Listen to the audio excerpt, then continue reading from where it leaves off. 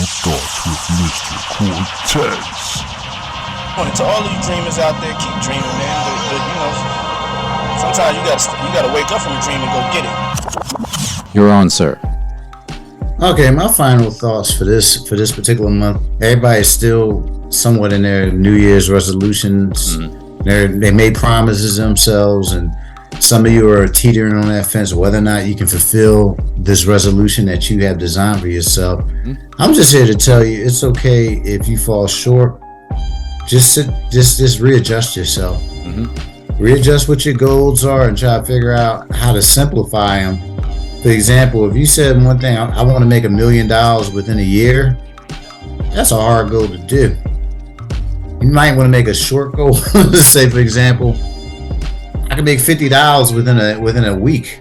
That's more realistic. Okay. We need to make realistic goals, folks, instead of trying to make goals that are out of our reach. It's okay to have big goals, but we still need to have little small goals that will lead us to what we have to go through. And I remember it was a book I read, Steve Harvey. It was an interview I seen him in, and he said one thing. He said was, if somebody would have told me, went back in the future and went back in my past and told me I want to be famous, and they told me what I would have to go through in order to become famous, I would tell them I don't want to be famous. It's too much work.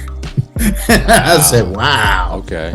I was like, he said just like that, and it made me think about a lot of things, like how do you break something down to a point where your goals can be more attainable instead of trying to aim so high. Really reevaluate your goals. Take small steps. That's all I'm saying. Take small steps and reevaluate your goals as you go through the month of January. Okay. All right. That is my final thought. Very good. Very good. Mr. GPS. To readjustment and focus, I'm going to add consistency. Consistency. Because that's where I'm at. I have to remain consistent. Okay. All right. Consistency. And I will piggyback off of that. With consistency, with goals, comes discipline. You have to have discipline for all of this to happen.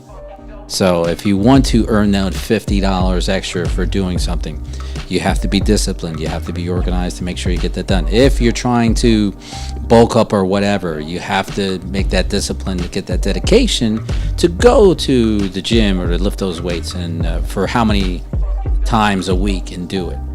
So everything revolves around discipline. Job revolves around discipline. You have to go and do your duty and make that money. You have to make sure that you get there on time, you get there early, what have you, and be safe. Being safe at your job is about discipline.